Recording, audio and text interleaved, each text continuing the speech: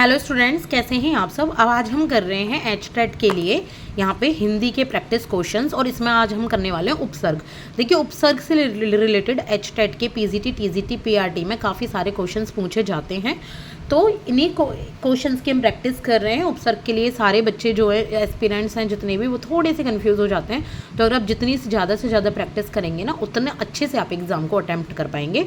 तो चलिए स्टार्ट करते हैं। प्लेलिस्ट अवेलेबल है हिंदी की। आप और भी किसी एग्ज़ाम की तैयारी कर रहे हैं जहाँ पे उपसर्ग से रिलेटेड क्वेश्चन पूछे जाते हैं हिंदी के, तो आप उनके लिए भी तैयारी कर सकते हैं। स्टार्ट करें।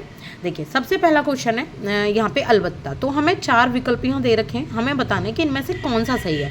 तो अलबत्ता में उपसर्ग कौन सा है सही उपसर्ग? आ है या फिर अल है, लव है या ता है? बताइए। देखिए, कुछ तो आप वैसे काट दो। लव तो नहीं हो सकता। क्या बीच में उपसर्ग होता है? नहीं होता ना। उपसर्ग हमेशा आगे होता है, प्रत्यय पीछे होता है। इतनी बेसिक नॉलेज आपको होनी चाहिए। और जो ता है वो भी नहीं हो सकता, तो ये दोनों तो आप काट दो। अब बचा आ और अल। आप सोचिए, आ को उपसर्ग बनाओ, लेकिन आप आ के अलावा ना बाकी को बोलो लबत्ता। क्या लबत्ता कुछ होता है? नहीं ना।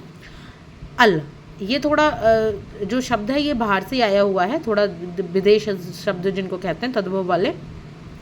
अल यहाँ उपसर्ग बैठता है, ये तीनों ही नहीं बैठ रहे कैसे भी। अल, अल बत्ता, तो यहाँ पे अल उपसर्ग बैठता है। तो एक बार ना कुछ जो शब्द हैं, जो यहाँ पे आपको अक्षर दे रखे हैं, उनको हटाकर देखा करो कि हटाकर क्या कोई मीनिंग निकलती है। अगर मीनिंग निकलती है तो वो उपसर्ग होता है।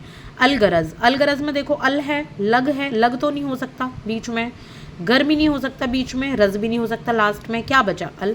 ये तो हमने वैसे ही निकाल लिया, तो अल यहाँ उपसर्ग है। अब करते हैं नेक्स्ट क्वेश्चन। नेक्स्ट क्वेश्चन है कमसिन। तो कमसिन में क्या है उपसर्ग? का है खाली, यम का हटा काल करो, मशीन कुछ बनता है। कम है, सी है, तो सी और सिन तो नहीं होगा। अब बताइए क्या लग रहा है आपको, क्या होगा? यहाँ होगा कम, कम सिन, ठीक है, उपसर्ग है। इसके बाद है अनमोल। अनमोल में क्या होगा उपसर्ग? तो सीधे सीधा हमें मिल रहा है अन उपसर्ग है। मोल, किसी मोल में अन लगा दो, यानी कि उसका कोई मोल नहीं है, बहुत ज़्यादा अनमोल है, तो अन यहाँ आ जाएगा। अनजान, अनजान में क्या हो गया उपसर्ग? यहाँ पे भी अन हो गया। बहुत ईजी है ना ये, लेकिन अच्छा है ना, प्रैक्टिस हो रही है। अब कंफ्यूज नहीं होंगे, सीधे सीधे आंसर दे पाएंगे।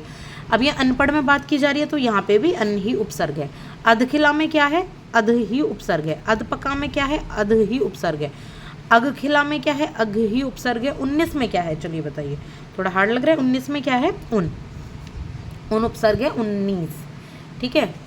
इसके बाद है 59, 12 है 59, तो 59 में क्या है उपसर्ग आपका? बताइए। 59 इजी है, उन है, उन है ये। दुकाल में क्या है उपसर्ग? दुकाल में उपसर्ग क्या है बताइए? यहाँ पे दू है, काल में दू जोड़ दिया है। दुबला में क्या है उपसर्ग? दुबला में उपसर्ग बताइए। ये है दू, सिर्फ दू उपसर्ग है। एक सेकंड, दिख नहीं रहा होगा आपको, ये देखिए।